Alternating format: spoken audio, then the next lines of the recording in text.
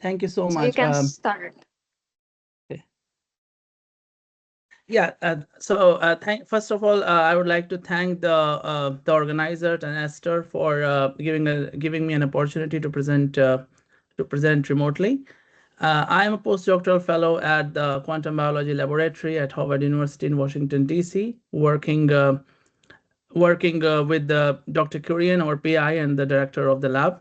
I will present today on morphology-driven computation in slime molds, which involves this solution dynamics for the traveling salesman problem, TSP, and we will also see that what are the limits on its computation. So I'll begin by introducing Physerum. Physerum is a single-celled, multinucleated, and aneural organism that is known for its unique decision-making capabilities. It can solve mazes if you put food sources on the opening.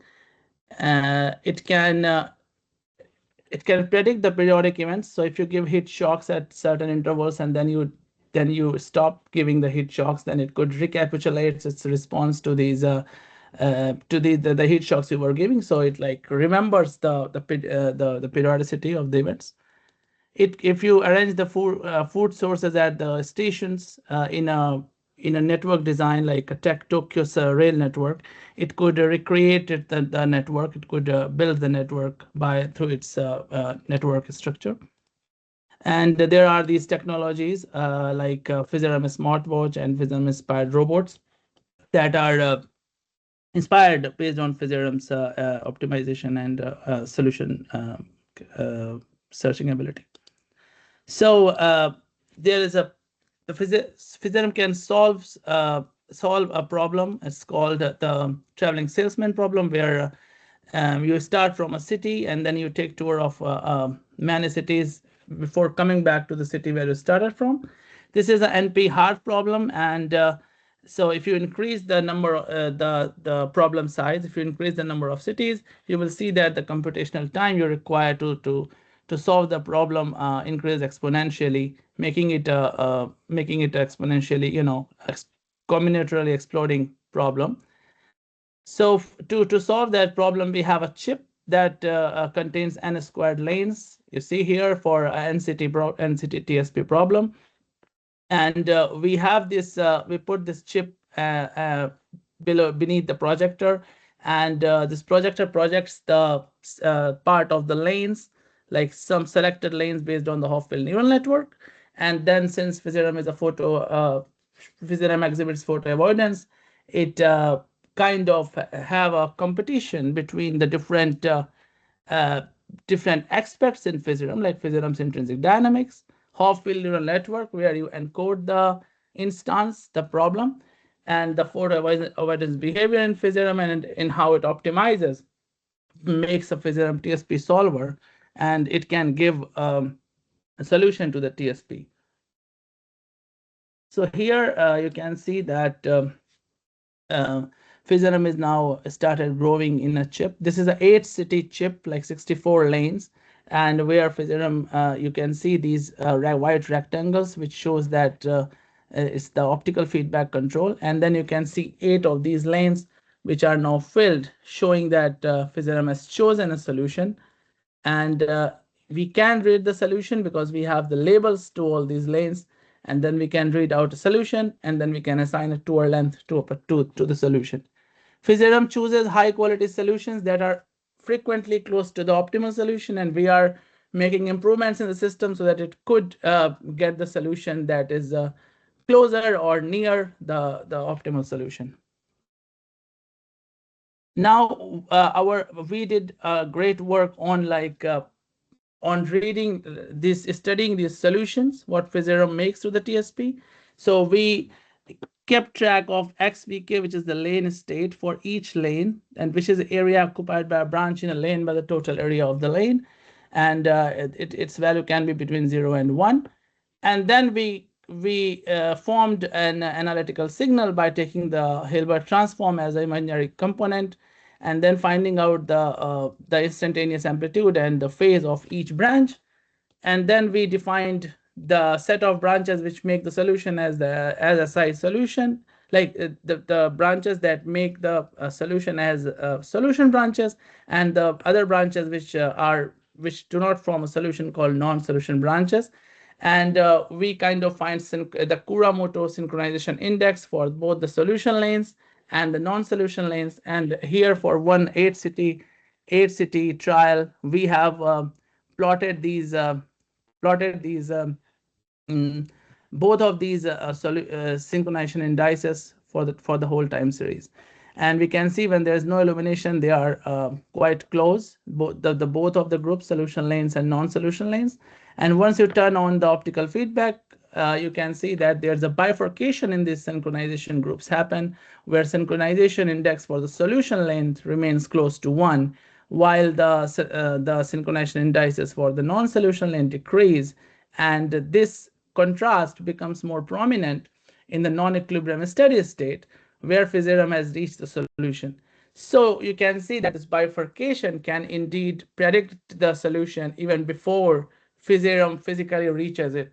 So it's a good metric to study and predict and analyze the solutions. Now, this was only one trial. Now we have shown it for like 41 different trials across city sizes ranging from 4 to 8. And we plotted this ratio of this effective ratio of solution to non-solution lanes. And we can see that this ratio starts increasing as you turn on the optical feedback. The problem is given to physium, and once it reaches the non-equilibrium steady state shown by these vertical dashed lines, then you see that this increase becomes more rapid, and it reaches the maximum value in the NESS. So these metrics and their predictability of solution, predictability of knowing the solution, characterizing the solution, happens consistently across many trials, varying happening for multiple city sizes. So there is this synchronization dynamics we talked about that can characterize the solution. And the next thing is the spectral dynamics, which is very interesting, because if you take a over spectral density signal in the no illumination range, then you will see that the dominant frequency is 0.018 hertz, which reduces to 0.01 hertz once you turn on the optical feedback, and it remains so in the non-equilibrium steady state where the solution is stabilized. Now, this frequency down conversion and amplification has been observed in all the trials we did. We quantified these two things, like these amplification and the frequency down conversion, by defining this delta mu and GNESS. And you can, as you can show in these two plots, that the frequency shift and the amplification gate both increase with the city size. They show a general increase, and they happen consistently across different problem sizes from 4 to 8. So this is another metric where you can characterize the TSP solutions. Now, the question is that it has all these computational capabilities, but where are they coming from, and what are the limits on its computation? So every physical system which processes information is performing computation, but what are the limits on these computation? So these physical limits are done by for the universe, based on the relativistic mass energy, was done by Seth Lloyd and company, and they showed that the universe in its whole the whole age or whole history could perform no more than 10 to the power 120 ops. My advisor, Dr. Kurian, have shown that maximum number of ops performed by carbon-based life on Earth, which is determined from the experiment and predicted from the protein fiber networks. So this kind of super radiant life could perform 10 to the power 60 ops, which is the square root of the ops performed by the universe. And based on these two limits, we try to make a framework where we can find limits on computation performed by this annual organism, but based on the ATP chemistry and using the Margolis-Levitin limit for the closed Margolis-Levitin limit for the closed systems. And we got that Physerum can perform at least 10 to the power 33 ops in a day based on the ATP chemistry.